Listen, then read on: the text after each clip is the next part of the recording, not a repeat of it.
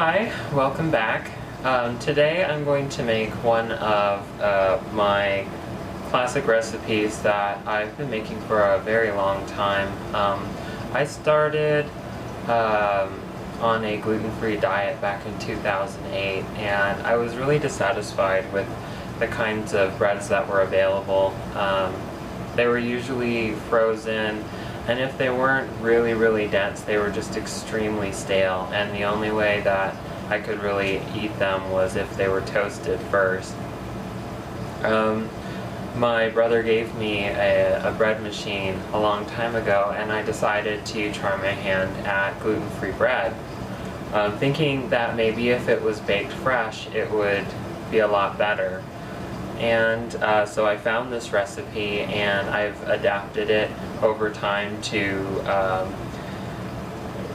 taste good, and also it's very easy to make. There aren't a lot of preservatives in it, so it lasts 5 days to a week. If you're not a big bread eater, you can keep it in the fridge, but that does speed up the rate at which bread becomes stale. If you keep it at room temperature, it will stay soft and moist, but it will start to go bad or maybe moldy faster.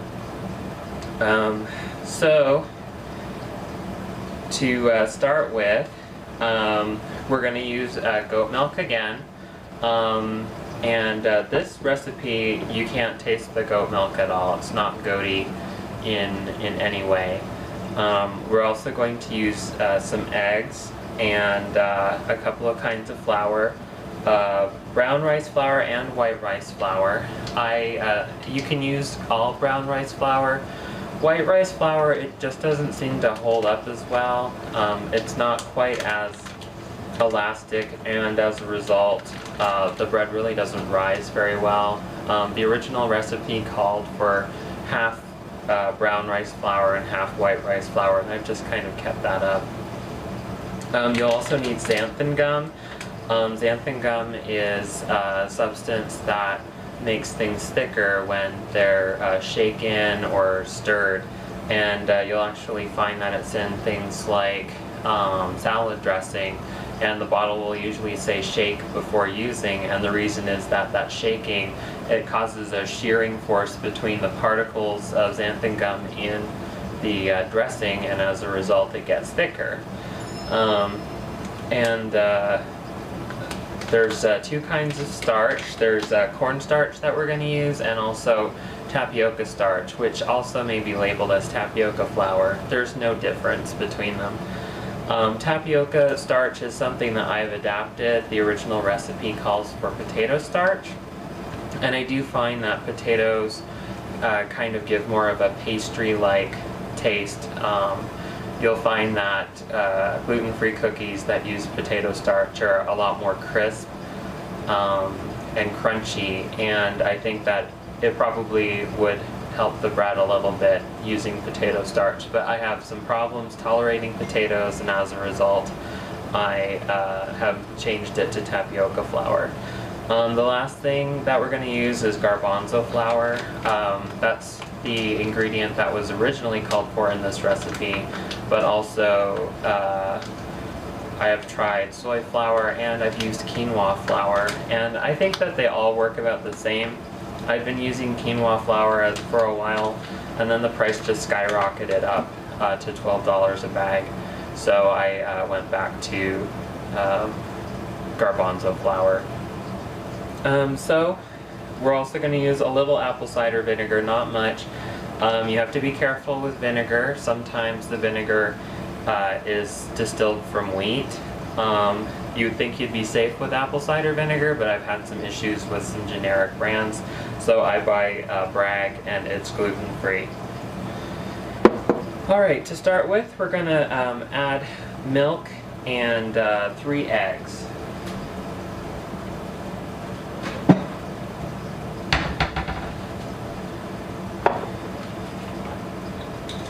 And we're going to add 1 3/4 cups of milk. The original recipe called for 1 1/2 cups, but it seems to the bread seems to turn out a little better when you use a little more milk with it. Now we're going to add 3 eggs. With a bread machine, which is what I'll be using, you usually want to start with your liquids first, and then you'll put the dry ingredients on top.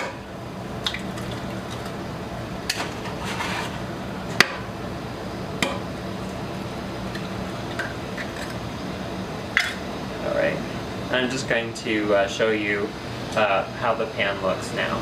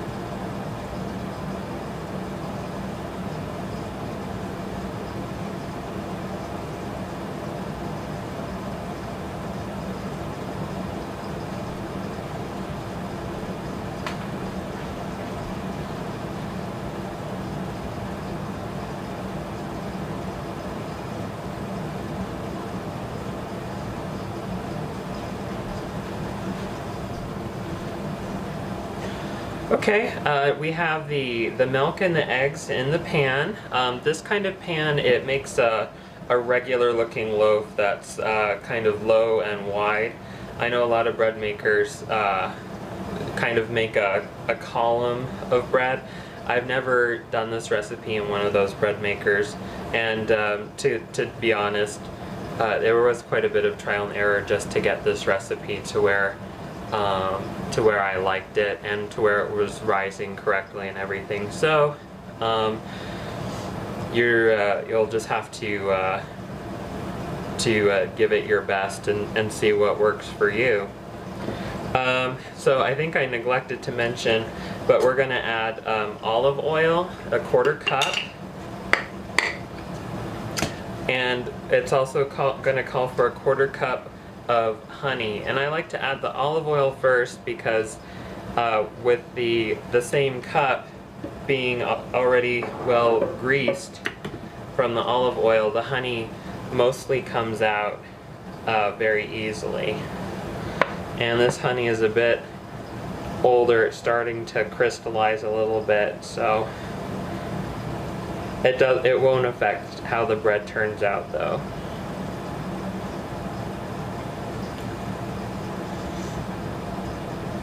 Just gonna put this on the counter so I can use both hands.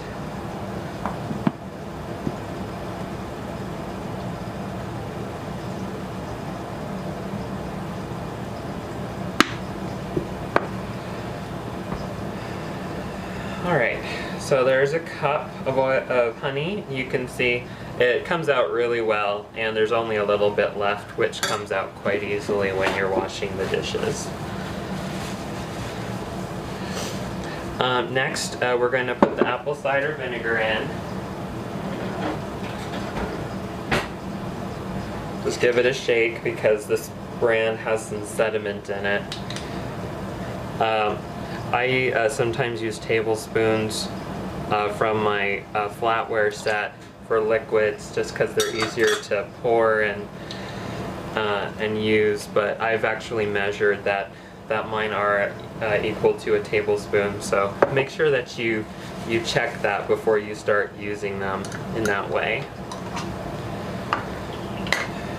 Alright, so next is we're going to put a cup of white rice flour and 1 cup of brown rice flour. The thing I like about this recipe is that for your standard set of measuring cups, it'll come with a 1/4 cup, a 1/3 cup, a 1/2 cup, and then a whole cup. And you can see I don't really level off or flatten it. Just brush some of that in there. And so with those 4 cups, you end up using all 4 of them in this recipe. if you're not looking at a recipe, because I do this recipe a lot, sometimes you forget an ingredient. There have been times when I've forgotten to put the eggs in, or the xanthan gum. The nice thing about this recipe is you use all 4 cups. I've used the 1/4 cup already, and now the 1/2 cup. So that leaves these 2, and it kind of helps me remember where I am in the recipe. So next that goes in is a 1/2 cup of the tapioca flour.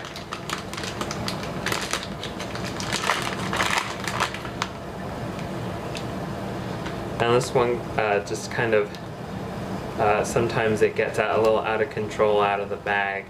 I just kind of cut one corner off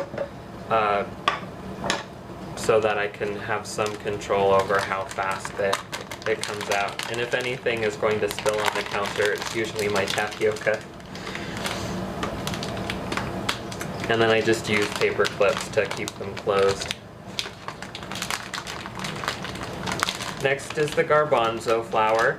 So this recipe basically is trying to make up for all of the properties that wheat flour has naturally. You'll notice if you buy wheat flour made for making bread, it'll have extra protein in it, usually 1 gram per 1/4 cup. That's actually quite a lot. So to make up for it, next we're going to do a 1/3 cup of cornstarch. And all of these ingredients are gluten-free, and I've had good luck with them. So with the high protein, you have to make up for that because rice flour is not very high in protein. And that's where the garbanzo or the soy flour or the quinoa all come in, as those are basically just protein. And the elastic part of the wheat is what you're trying to make up for with the starches and the xanthan gum, which is what we're going to add next. And xanthan gum, you might get a little sticker shock. It can be, I think this is about $13, but you only need 1 tablespoon of it, and it lasts a really long time. I only buy 1 bag every 2 or 3 months maybe, and I make maybe 1 or 2 loaves of bread a week. Now we're going to add a teaspoon of salt. And the last thing we're going to add is a tablespoon of yeast. And this is a habit that I picked up from when my family got our very first bread maker in the 90s. And the thing it said to do was to make a little well in your dry ingredients for the yeast. And I don't know if this is actually still helpful in this day and age, but I just still do it out of habit. So you just put your yeast right there in the little well you made, and it keeps it out of the dry ingredients. So now all of the cups have been used, and all the cups have been used, and now we're ready to get this started in the bread maker. Okay, so I have since replaced the bread maker that my brother gave me with this one. It's actually the exact same brand, just this one I got this year because it has a gluten-free setting, which the old one did not.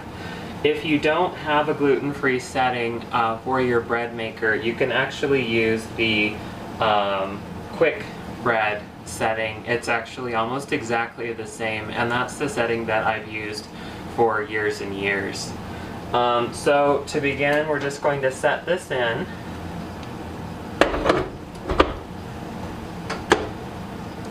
Set the course. I'm going to do gluten-free, and I like a light crust. If you're going to do quick bread, you'll just select that setting. You won't need to change anything else, and you'll just press start. So In this particular model, it's going to warm up all the ingredients before it starts processing them, and that actually helps the yeast. So since we created that little well for the yeast, it's nice and dry and just getting warmed up, so by the time it gets mixed into all the ingredients, it won't activate yet until that starts, and all the ingredients will be warm, and it will help maximize the amount of rising, the levity that you'll get out of the bread. So with that set, we're just going to let it keep going, and we'll check on it once it starts.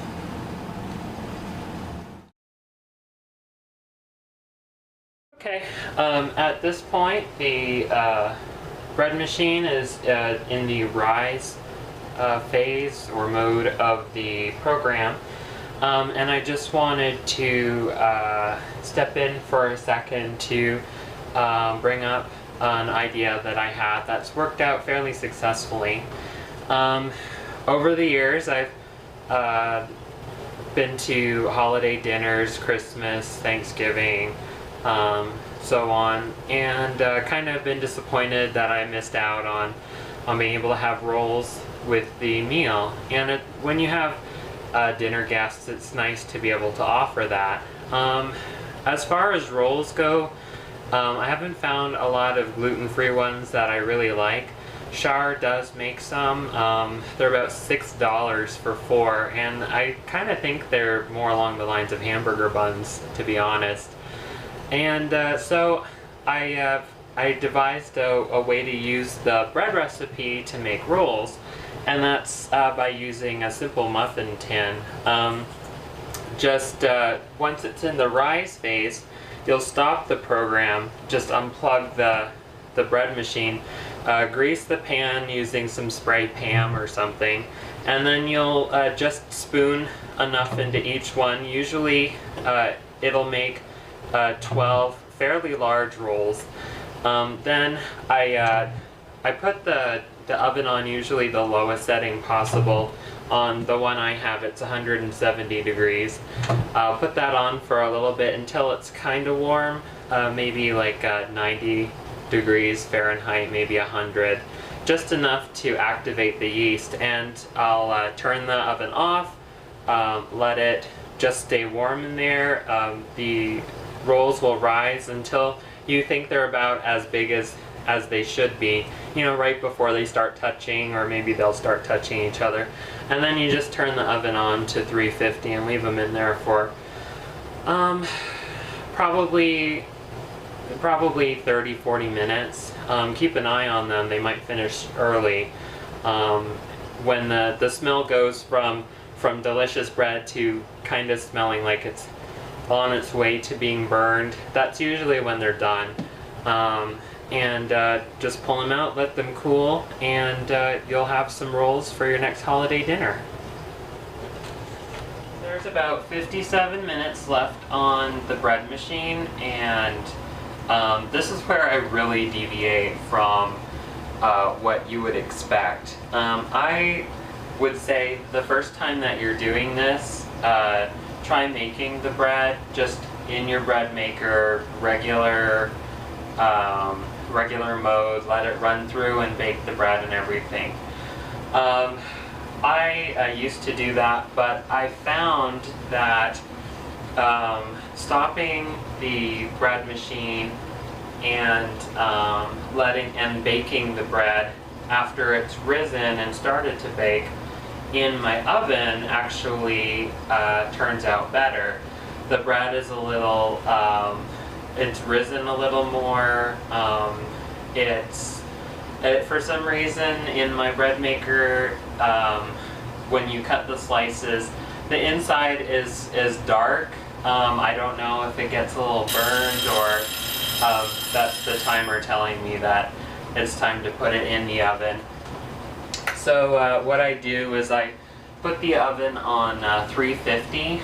The bread maker is just about to start baking, and so I usually let it start baking in here, because when it's starting to bake, it's actually technically still rising.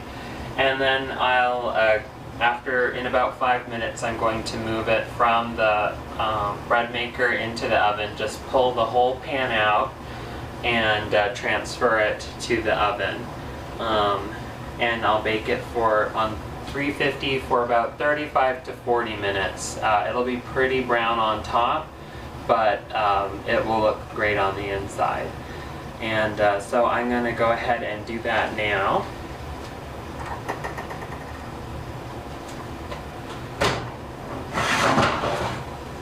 First I have to take out one of the racks so that there's enough space because the pan's quite tall. I'm going to transfer the pan.